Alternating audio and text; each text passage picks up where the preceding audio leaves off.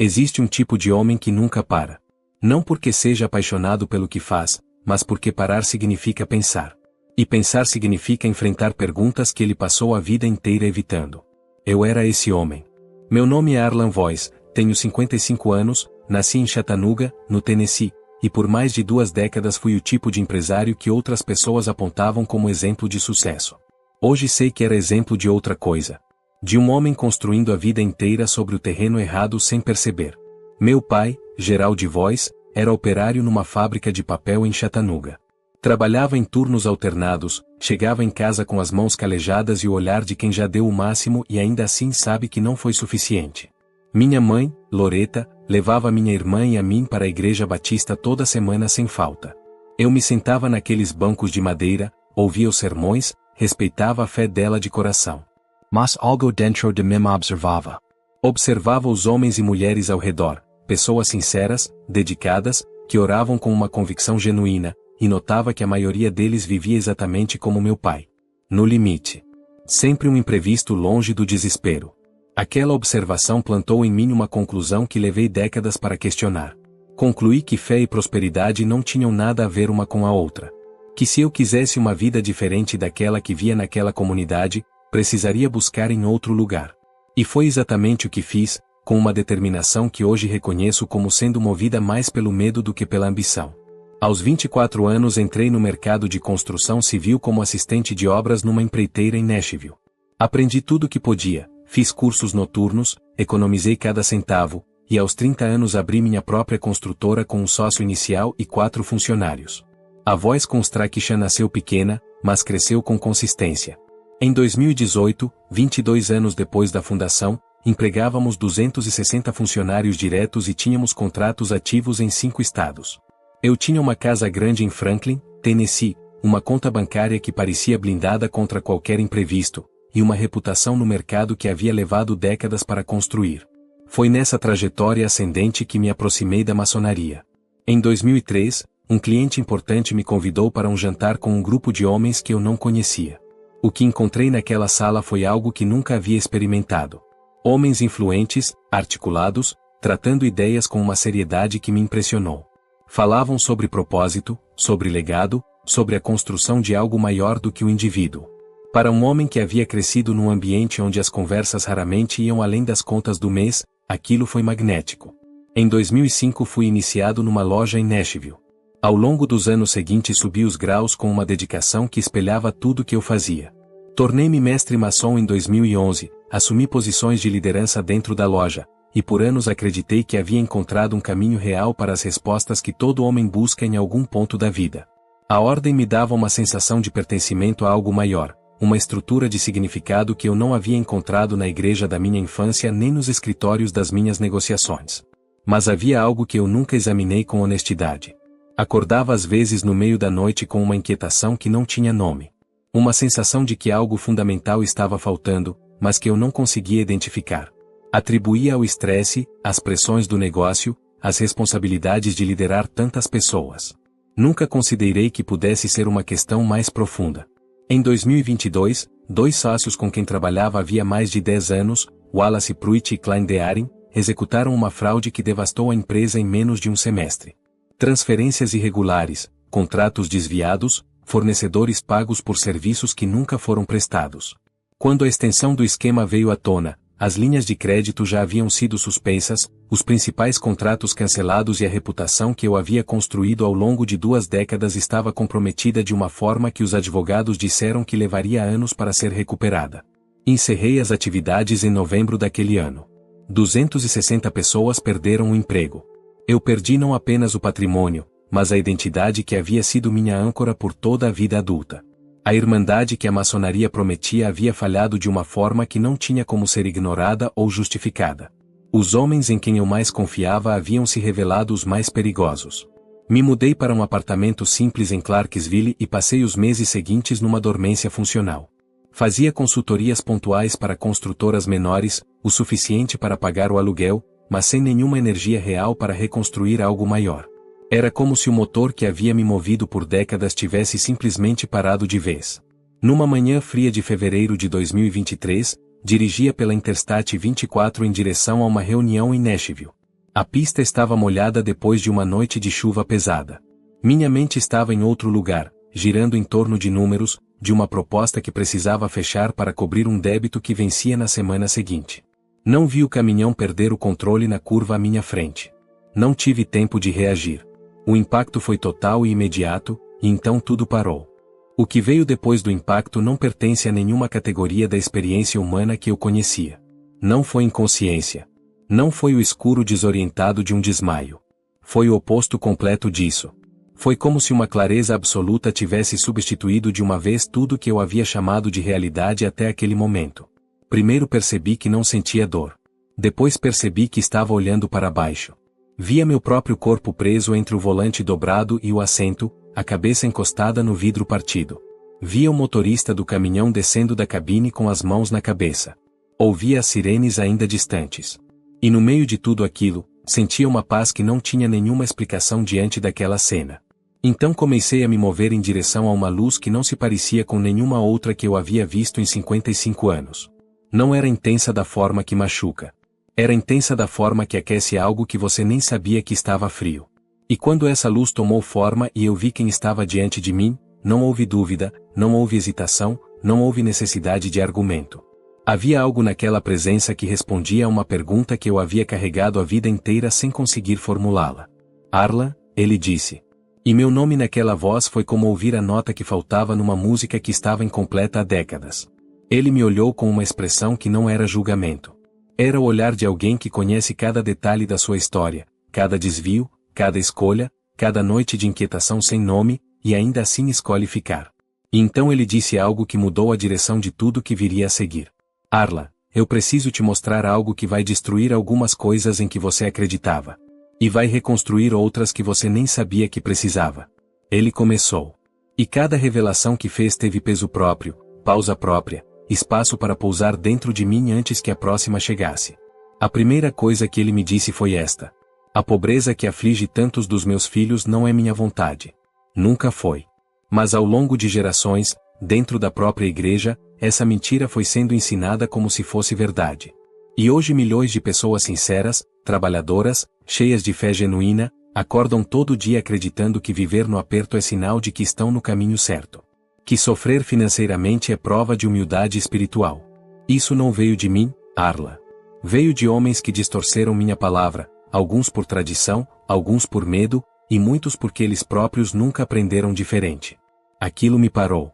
Porque mesmo tendo me afastado da fé na juventude, eu havia crescido num ambiente onde essa associação era o ar que se respirava. Pobreza e piedade andavam juntas naquela igreja de Chattanooga como se fossem parceiras inevitáveis. E eu nunca havia questionado de onde aquela ideia tinha vindo. Ele continuou, e a segunda revelação veio com uma precisão que cortou mais fundo do que a primeira. Sabe o que acontece com uma criança que cresce ouvindo que dinheiro é a raiz de todo o mal? Ela cresce. Vira adulto. Começa a trabalhar, a sonhar, a tentar construir algo. E ora pedindo prosperidade com a boca. Mas lá no fundo, no lugar onde as crenças mais antigas moram, uma voz sussurra sem parar que querer mais é ganância, que prosperar é perigoso, que Deus prefere os humildes e humilde é quem vive com pouco. E esse conflito, Arla, entre o que a pessoa deseja conscientemente e o que acredita inconscientemente merecer, esse conflito sabota cada esforço antes mesmo que ele produza resultado. Não porque eu a esteja punindo, mas porque a mente dela está programada para rejeitar o que o coração dela pede. Fiquei em silêncio. Porque aquilo não era apenas uma descrição de cristãos que eu havia observado em Chattanooga. Era uma descrição do mecanismo interno que eu havia carregado sem reconhecer. Eu havia construído do medo, não da fé. Mas o medo e a crença limitante chegam ao mesmo lugar. Constroem sobre areia. A terceira revelação chegou acompanhada de imagens que apareceram ao redor de nós como se o próprio ar estivesse contando uma história. Via Braille. Um homem de fé inabalável cujos rebanhos, terras e riquezas eram descritos nas escrituras não como algo a ser tolerado ou explicado, mas como expressão direta e intencional da bênção de Deus sobre sua vida. Não havia desculpa nem constrangimento na prosperidade de Abraão. Havia propósito. Vi Salomão, cuja prosperidade era tão extraordinária que líderes de nações distantes faziam longas viagens apenas para testemunhá-la com os próprios olhos. A riqueza de Salomão não era um detalhe da sua história. Era parte central do testemunho que ele deixava sobre o Deus que servia. By José. Que saiu de uma prisão no Egito sem nenhum recurso, nenhuma conexão, nenhuma rede de contatos, e chegou a administrar a economia de uma superpotência da antiguidade.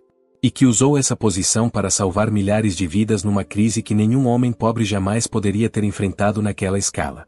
Esses homens entenderam algo que muitos esqueceram, ele disse. Que prosperidade com propósito não contradiz a fé. Ela a expressa. Eu sempre fui o Deus da abundância, Arla. Quem me transformou no Deus da escassez administrada foram interpretações humanas cheias de feridas não curadas. A quarta revelação veio então, e foi a que mais me desarmou. O problema nunca foi ter dinheiro. O problema é quando o dinheiro ocupa o lugar que é meu. Quando ele vira o Deus que você serve, quando você pisa em outros para obtê-lo, quando sua identidade inteira depende do que você possui. Isso é o que corrompe. Não a prosperidade em si. Você pode ser rico e ter o coração completamente voltado para mim. Pode prosperar com integridade e usar essa prosperidade para fazer pelo meu reino o que nenhum homem vivendo no limite conseguiria fazer. A questão nunca foi quanto você tem. Foi sempre para que você usa o que tem, e em quem você confia enquanto constrói. Então ele me mostrou algo que me deixou sem fala. Vi igrejas ao redor do mundo onde pastores sinceros, homens de fé genuína, subiam ao púlpito e pregavam sobre os perigos das riquezas com uma convicção que vinha de experiências reais de fracasso financeiro não processado. Vi líderes que haviam tentado empreender, falhado, e construído teologias inteiras para justificar espiritualmente o que havia sido simplesmente um erro de gestão ou de timing. Vi congregações inteiras absorvendo esses ensinamentos e passando-os adiante para filhos, que passariam para netos, num ciclo que se autoalimentava por gerações. Uma crença sincera numa mentira ainda é uma mentira, Arla, ele disse. E quando essa mentira é ensinada por alguém em quem você confia, com uma autoridade que você respeita, ela desce fundo. Fica no lugar onde as decisões são tomadas antes mesmo de chegar à consciência. A quinta revelação chegou com uma clareza que reorganizou algo dentro de mim de forma permanente. Arla, um filho do rei não glorifica o pai vivendo como mendigo. Glorifica o pai vivendo à altura do que o pai lhe deu. Quando meus filhos prosperam com integridade, meu caráter é revelado ao mundo. Quando vivem na necessidade desnecessária, aceitando a escassez como se fosse decreto meu caráter é questionado. E eu nunca ordenei que meu caráter fosse questionado por causa de uma teologia que eu nunca escrevi. Aquela frase pousou dentro de mim com um peso que eu não consigo descrever completamente. Porque de repente eu via não apenas os cristãos de Chattanooga que havia observado na infância. Via a lógica inteira que havia me afastado da fé.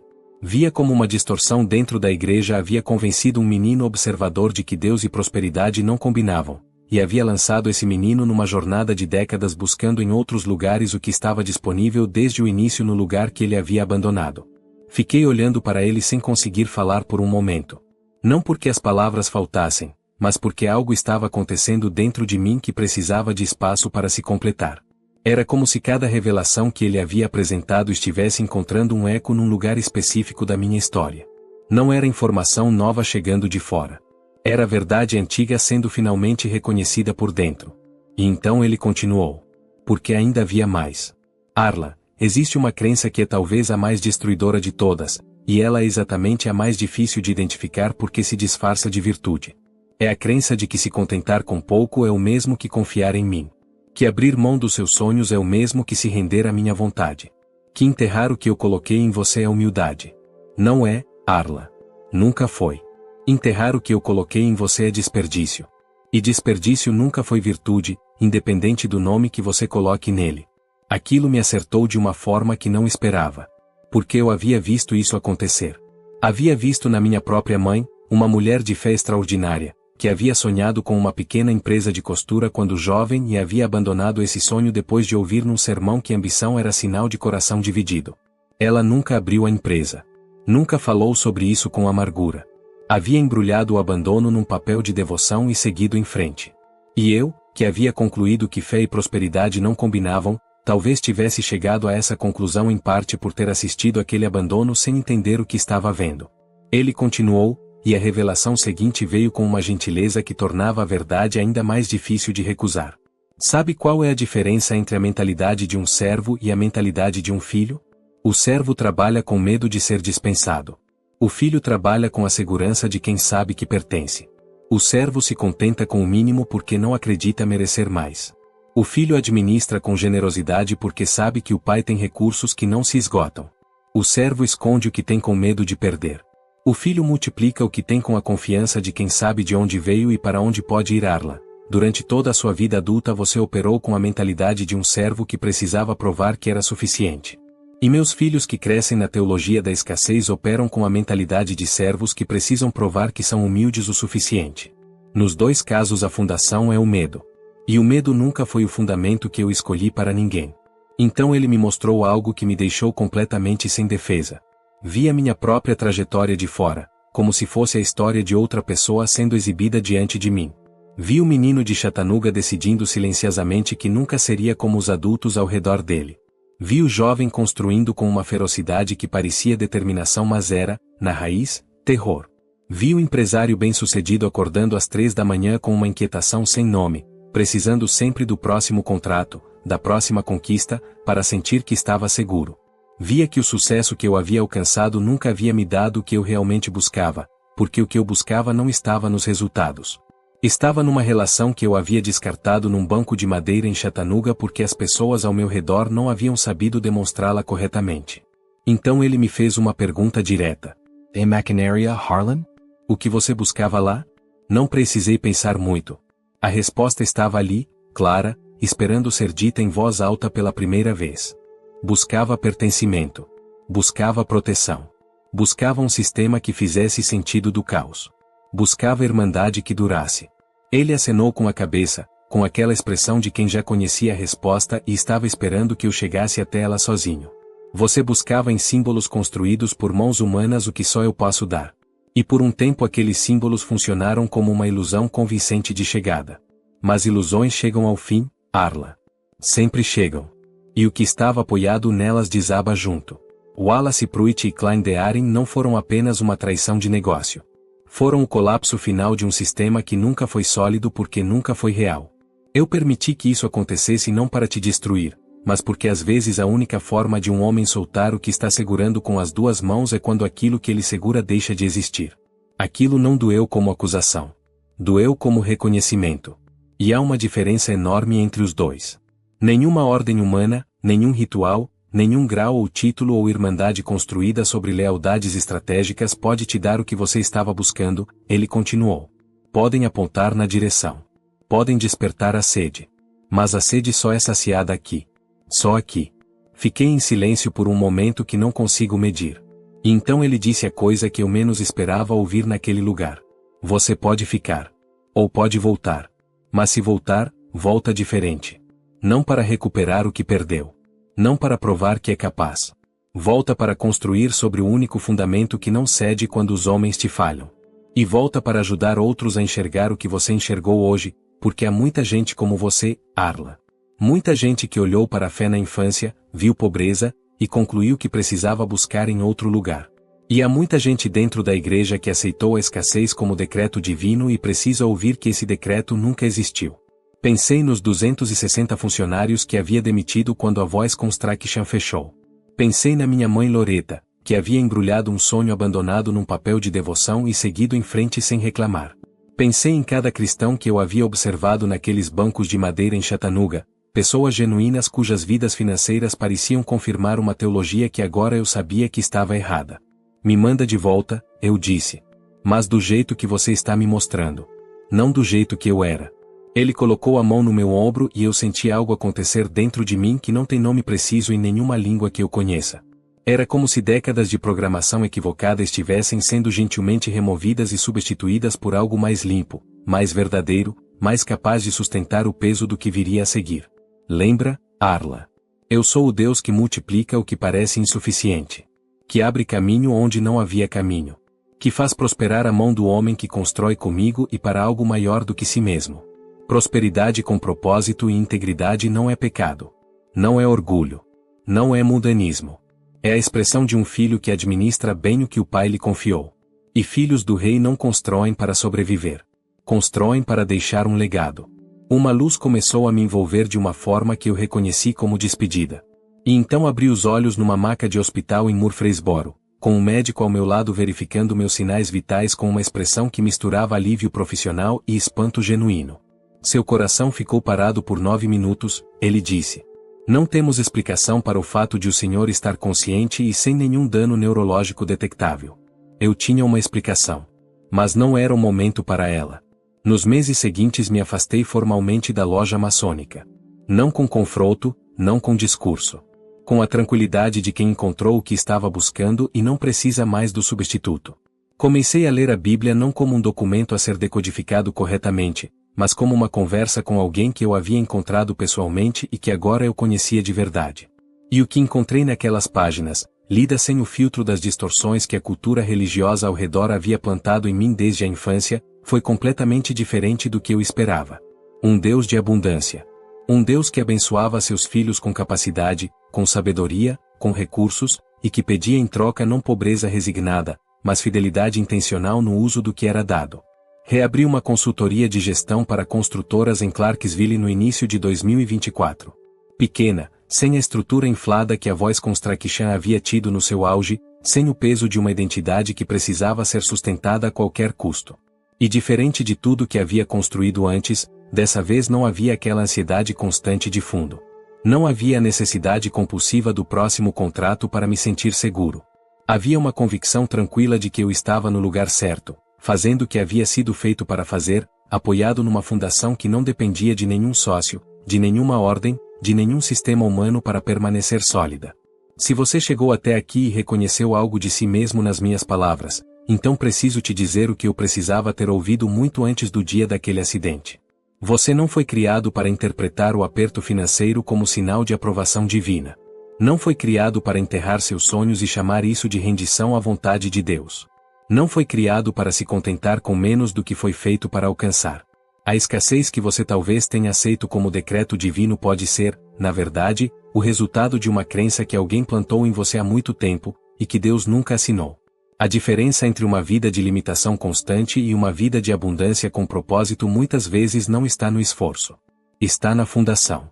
Está no que você acredita, lá no fundo, que merece. Está no Deus que você conhece, não apenas de ouvir falar sobre ele, mas de ter encontrado de verdade. Eu encontrei. Da forma mais inesperada e radical possível. E cada manhã que acordo desde então, grato por ter voltado, sei que aqueles 9 minutos não foram uma interrupção da minha vida. Foram o início dela.